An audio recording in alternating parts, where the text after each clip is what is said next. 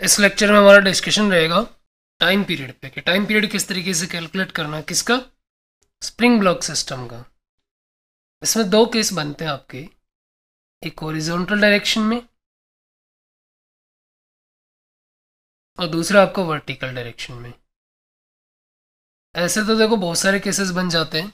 एक combination of spring आपका किस तरीके से होता है, तो कॉम्बिनेशन में आपका रिजल्टेंट के किस तरीके से निकालना है, कैसे भी सिचुएशन आए तो को डायरेक्टली उसमें किस तरीके से यूज़ करना है। तो कुछ कुछ इंपॉर्टेंट रिजल्ट हैं वो आपको याद रहने चाहिए। तो चलो शुरू करते हैं। सबसे पहले हम सबसे सिंपलेस्ट केस लेके चलते हैं कि आपका एक हॉरिजॉन्टल सरफेस है। पहले हॉरिजॉन्टल वाला केस ही हम डिस्कस करते हैं। एक हॉरिजॉन्टल सरफेस है और एक वॉल है, वर्टिकल वॉल है। स्प्रिंग आपके इस वर्टिकल वॉल से बंधी हुई है एक साइड से।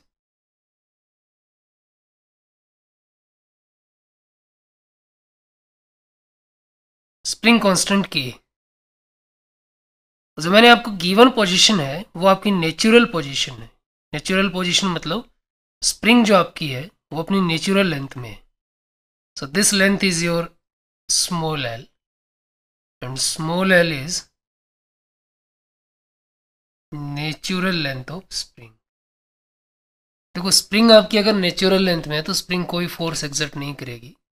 अब हम क्या करेंगे, अगर हमें इक्वेशन बनानी है, टाइम पीरियड अगर हमें निकालना है किसी भी सिस्टम का, किसी भी एसएचएम और इमोशन का, एसएचएम का, तो आपके पास बेटा दो तरीके हैं। अभी मैं बस आपको बता रहा हूँ कौन कौन से तरीके हैं। दोनों तरीकों को हम डिटेल में पढ़ेंगे और मोस्टली जो क्वेश्चन बनते हैं एसएचएम में वो इन्हीं से बनते हैं। तो एक तो तरीका आपके पास है F is equal to F net is equal to minus के एक्स बना के, या फिर a is equal to minus omega square equation बना के। एक तरीका तो आपके पास ये है और दूसरा आपके पास तरीका है एनर्जी मेथड, जो कि मैंने डिटेल से डिस्कस किया हुआ है कि एनर्जी मेथड किस तरीके से हम निकालेंगे एनर्जी वाले वीडियो में। और फर्दर मैं जब टाइम पीरियड निकालूंगा तो एनर्जी मेथड से भी बहुत सारे कैलकुलेट करूंगा। बट एनर्जी मेथड पढ़ने से पहले आप एक बार एनर्जी वाला जो वीडियो है वो देख लीजिएगा, एनर्जी इन एसएचएम। एनीवे, अब इसमें हम करते क्या है कि मीन पोजीशन एक बार हमने आइडेंटिफाई कर ली तो हम ब्लॉक को डिस्प्लेस करते हैं। ब्लॉक को हमने डिस्प्लेस कर दिया एक्स से, तो ब्लॉक आपको इधर चला गया। कितने से डिस्प्लेस कर दिया? एक्स से।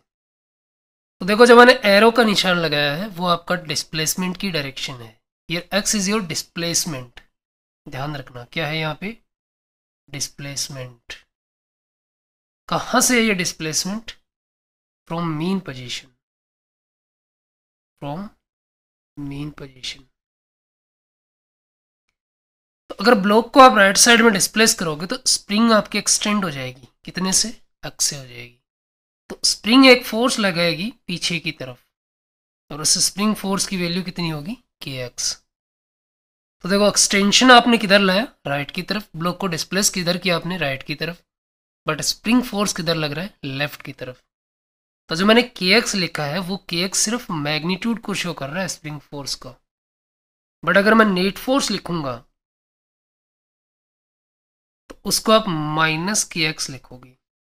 माइनस के एक्स क्यों? क्योंकि एक्स आपका जिधर है, एक्स आप किधर मेजर कर रहे हो? राइट साइड में मेजर कर रहे हो। और फोर्स किधर मेजर हो रहा है? लेफ्ट की तरफ मेजर हो रहा है। तो नेट फोर्स आपका माइनस के एक्स होगा क्योंकि डायरेक्शन अपोजिट है।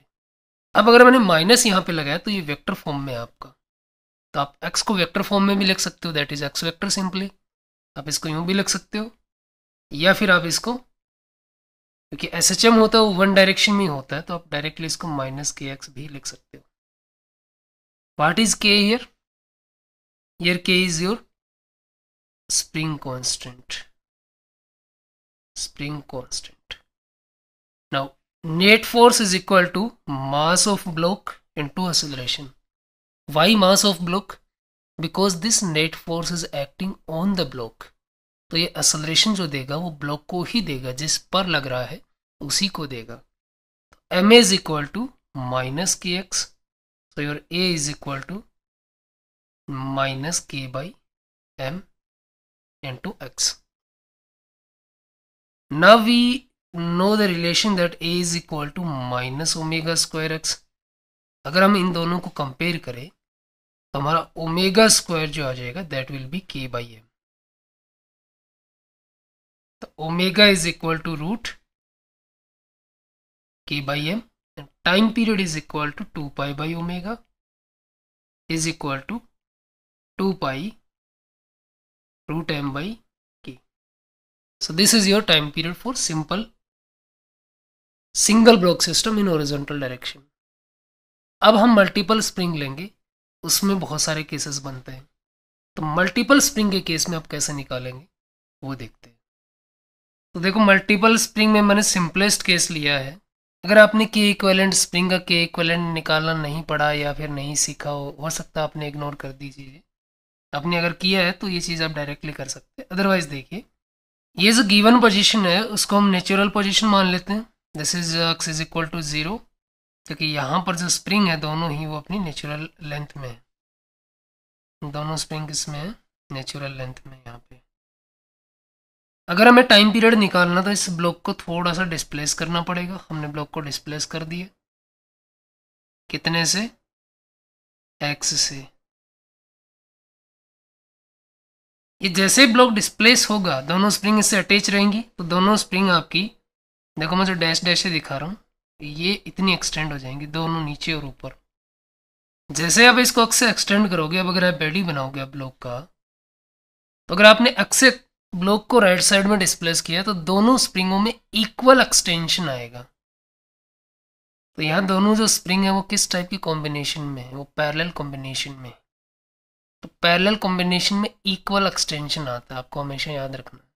अगर इक्वल एक्सटेंशन आता है तो ऊपर वाली स्प्रिंग जो फोर्स लगाएगी दैट विल बी k1x, और नीचे वाली कितना लगाएगी, k2x। दोनों फोर्स आपके सेम डायरेक्शन में लग रहे हैं, so your F net will be k1x plus k2x. This is net force, but this net force is opposite to x, so you have to put a minus sign here. Now k1 is equal to k2, या फिर आप इसको यूं लिख सकते हैं f net is equal to minus का k1 plus k2 into x is equal to ma। आप इसको देखो k इक्विवेलेंट भी बोल सकते हैं, this is your k equivalent. Anyway आगे हम प्रोसीड करते हैं तो a will become minus k1 plus k2 divided by m into x। Now this is your omega square, so omega square is equal to k1 plus k2 divided by m.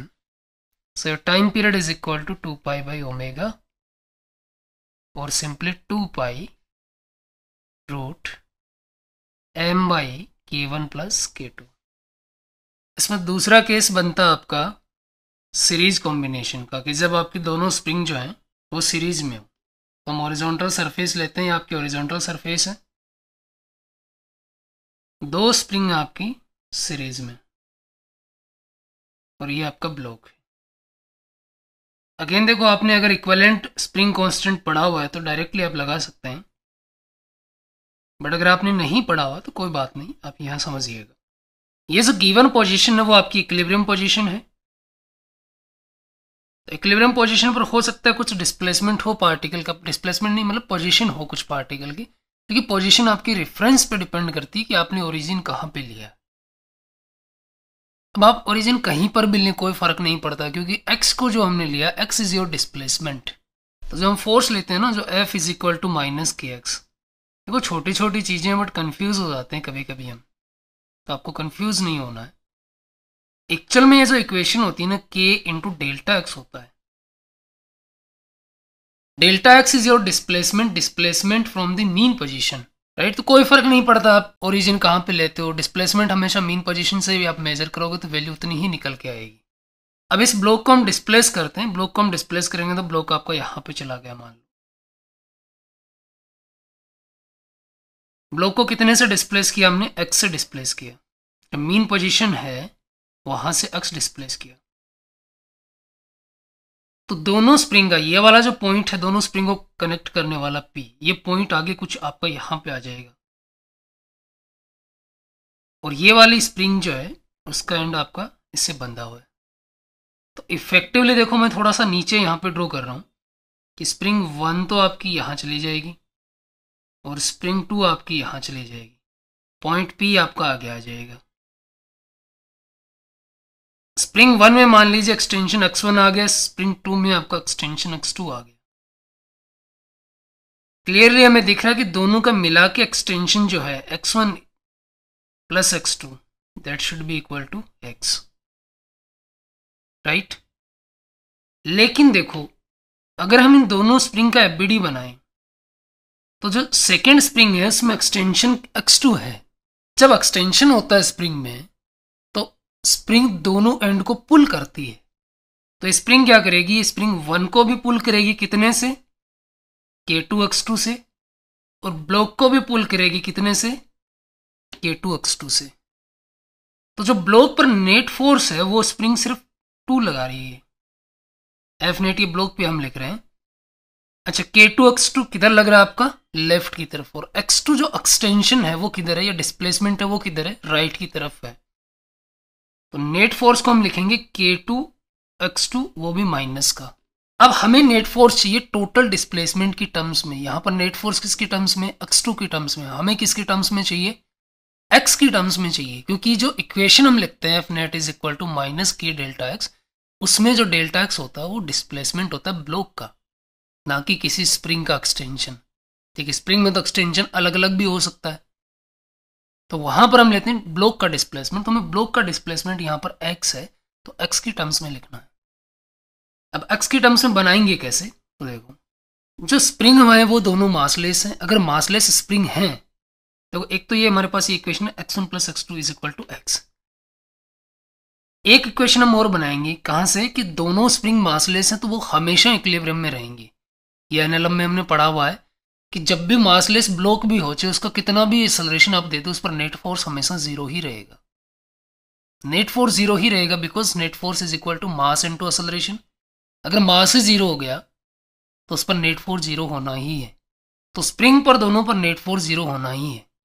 अब जो spring 1 है और spring 2 है उसका जो contact point है, जो joint करने वाला पॉइंट है, दैट इज P। तो P भी आपका इक्विलिब्रियम में रहेगा। तो पॉइंट P को स्प्रिंग 2 जो है वो राइट की तरफ पुल कर रही है कितने से, K2x2 से, और स्प्रिंग 1 जो है वो लेफ्ट की तरफ पुल कर रही है कितने से, K1x1 से। ये पॉइंट P है, ये इक्विलिब्रियम में होगा क्योंकि ये स्प्रिंग का ही पार्ट है। तो K1x1 is equal to K2x2। Now this K1x1 is the tension in spring 1 and K2x2 is tension in spring 2. So if two springs are in series combination then tension in both the springs will be same. तो हमारे पास relation क्या आ गया, एक note भी हम लिख लेते हैं। अच्छा पैरेलल में क्या होता है, एक्सटेंशन सेम होता है, और सीरीज में क्या सेम होता है, टेंशन सेम होता है। इन सीरीज कॉम्बिनेशन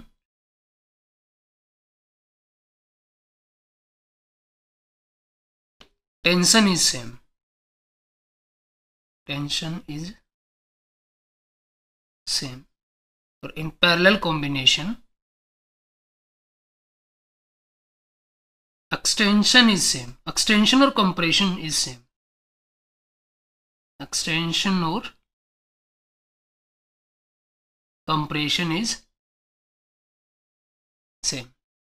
तो देखो एक इक्वेशन तो हमारे पास ये x1 plus x2 is equal to x, दूसरी इक्वेशन हमारे पास है K1x1 is equal to K2x2। तो ये वाली अगर इक्वेशन 1 जो है अगर ये मुझे पूरी x2 की टर्म्स में मिल जाए तो काम बन जाए। x2 की टर्म्स में कब मिलेगी, जब मैं x1 को एलिमिनेट कर दूं।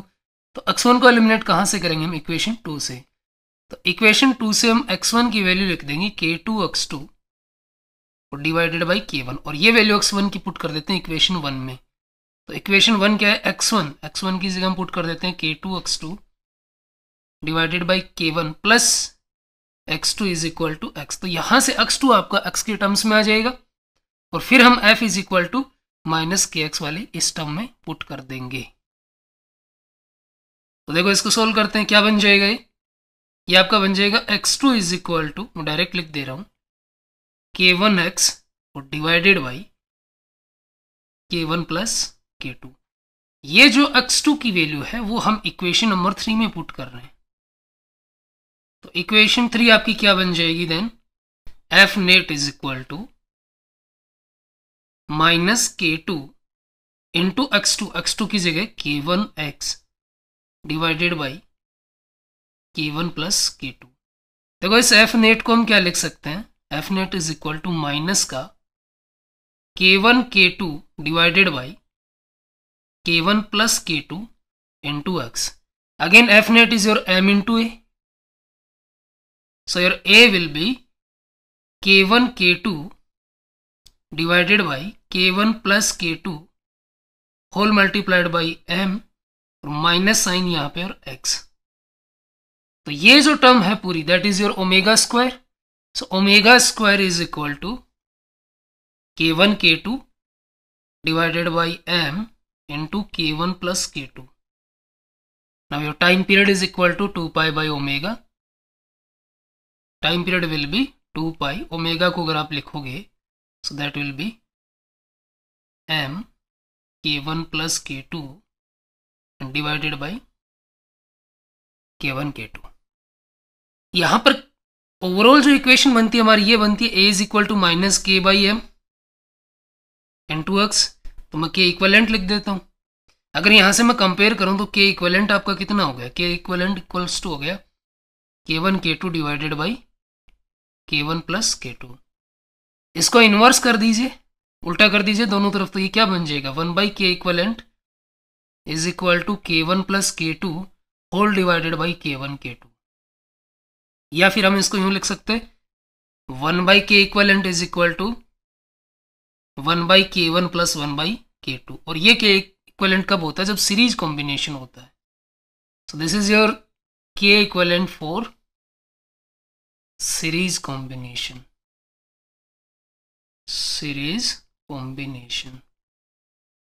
तो अब जब भी क्वेश्चन आ जाए ऐसा तो आपको f is equal to minus के एक्स इक्वेशन बनाने की जरूरत नहीं है। आपको रिजल्ट याद रखना है कि टाइम पीरियड क्या होता है 2 पाई रूट एम बाई के, फिर के इज के इक्वलेंट। तो अब देख लीजिए कौन सा कॉम्बिनेशन, अगर सीरीज कॉम्बिनेशन है तो के equivalent is K1 K2 divided by K1 plus K2। और अगर आपका पैरेलल कॉम्बिनेशन है तो के equivalent is K1 plus K2। दोनों कॉम्बिनेशन हमने देख ली ऊपर और नीचे।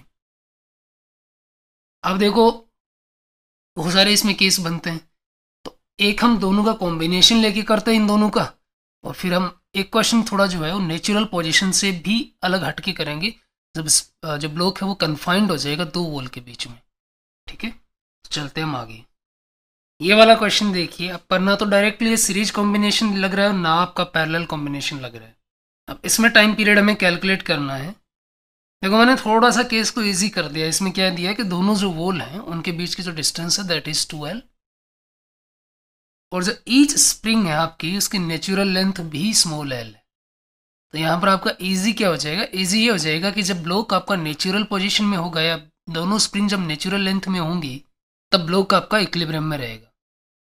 मतलब natural length spring relaxed condition में और ब्लॉक इक्विलिब्रियम में, दोनों कंडीशन एक साथ हो रही है। अगर मैं मान लीजिए इन दोनों वॉल के बीच का सेपरेशन थोड़ा कम कर दूं तो इक्विलिब्रियम कंडीशन में आपकी दोनों स्प्रिंग कंप्रेस्ड रहेंगी। या फिर मैं अगर इन दोनों वॉल के बीच का सेपरेशन बढ़ा दूं 2L से तो इक्विलिब्रियम कंडीशन में दोनों स्प्रिंग एक्सटेंडेड रहेंगी। रिजल्ट आपका सेम आएगा, आंसर आपका सेम आएगा। कैसे आएगा मैं प्रूव भी कर दूंगा एक क्वेश्चन लेके अगले वाला। हो सकता है अगले वीडियो लेक्चर में ले, क्योंकि ये ऑलरेडी काफ़ी लंबा हो गया है। बट इसमें आप समझिए क्या करेंगे।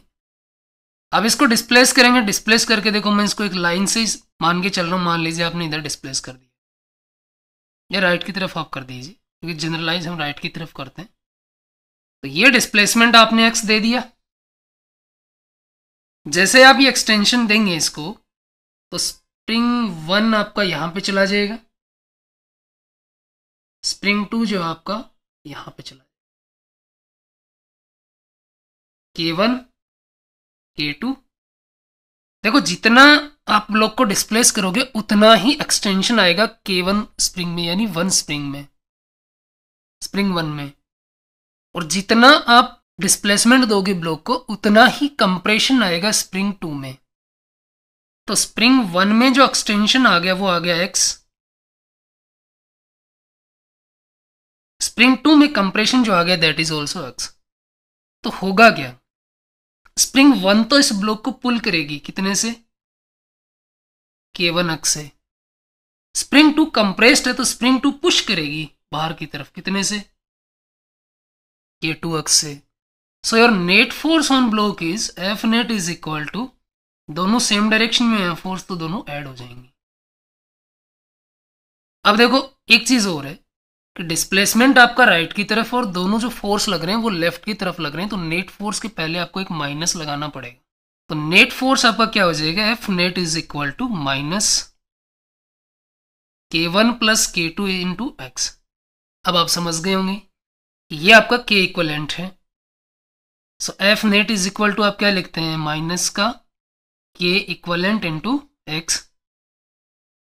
So here your K equivalent is equal to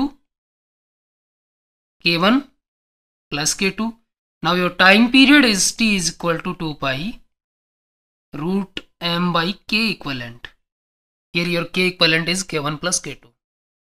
अब याद करिए हमने इससे जस्ट पहले ही किया था कि K equivalent K1 plus K2 कब निकल के आता है आपका, जब दोनों पैरेलल कॉम्बिनेशन हो, दोनों स्प्रिंग पैरेलल में हो। तो दिखने में ऐसे लग रहा है कि दोनों स्प्रिंग एक सीरीज में जुड़ी हुई हैं, एक लाइन में जुड़ी हुई हैं, बट ये इफेक्टिव कॉम्बिनेशन कैसा है आपको याद रखना ये result, this is your parallel combination. देखो इतना आप कर भी सकते हो, एग्जाम में डेराइव भी कर सकते हो, मुझे पता है, बट जब 10 मिनट देके 15 मिनट देके आप एक ऐसा रिजल्ट याद रख सकते हो जिससे एग्जाम में आपके 2 मिनट बच जाए, that is more effective. Exam में उस 2 मिनट की वैल्यू बहुत ज़्यादा है, आपके नॉर्मल डेज में 2 दिन से ज़्यादा है। 2 दिन आप जो पढ़ते हैं उतना अगर एग्जाम में आपने 2 मिनट टाइम बचा लिए 2 दिन पढ़ के, तो दैट इज वर्थ। एनीवे आपको ये फॉर्मूला याद रखना है, T is equal to 2 pi root M by k equivalent. Here k equivalent आपका सीरीज और पैरेलल कॉम्बिनेशन पे डिपेंड करेगा। अब सीरीज और पैरेलल कॉम्बिनेशन हॉरिजॉन्टल डायरेक्शन में है या वर्टिकल डायरेक्शन में है, स्प्रिंग नेचुरल लेंथ में है या नहीं है, कोई फर्क नहीं पड़ता। मैं आगे वाले वीडियो लेक्चर में प्रूव भी कर दूंगा। आपको रिजल्ट याद रखना, उसके हिसाब से आपको क्वेश्चन अटेम्प्ट करना। एनीवे इस लेक्चर में इतना ही। Thank you very much.